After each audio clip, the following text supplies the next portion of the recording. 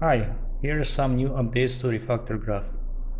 So the first thing is I've added ability to change the colors of RefactorGraphs, which makes it easier to find them in the RefactorGraph panel. So for example, if you're using this RefactorGraph more often than others, you can change its color to something more visible. That's probably too bright.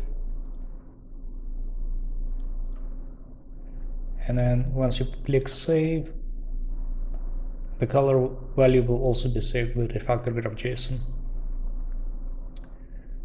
The next thing is I've done a bunch of work on the variables themselves. So let's create a new graph. As you notice right now, it uses two different nodes to retrieve the document text and then retrieve the document partition, which in a way occupies a lot of real estate within the flowchart window. And now with the introduction of variables, we can actually retrieve all this information from the variables themselves. So let's open some test file, and I'll show you how this works. So I have a bunch of test code right here. And let's say I want to retrieve a selection of a document. I click this checkbox, I add another node, click print, so I can visualize what it captured.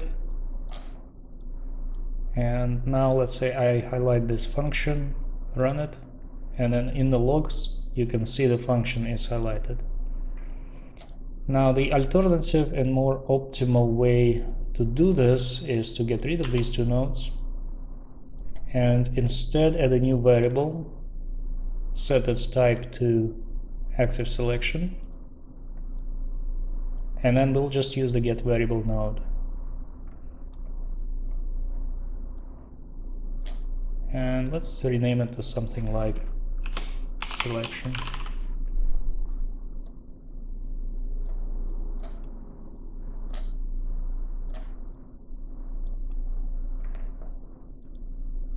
And now let's say I select this if statement, and let's see it works. This also lets us use this variable across the graph multiple times, so I don't have to link to the get partition node every time. And this helps us reduce number of connections across the graph. Another feature that I wanted to showcase is the order in the start node. Now I added support for multiple start nodes. Originally you could only have one start node per graph, but now we can have multiple start nodes to allow us to break up the execution into multiple steps. Again, the purpose of this is to clean up the graph quite a bit. Let's do a small demonstration here. So I'll create a new variable and I'll call it var1, set its value to 1, and we'll just print it right here. And then we'll create another start node. Now its order is going to be 1, so it's going to execute after this one. And then I'll create another variable, and this one will be 2.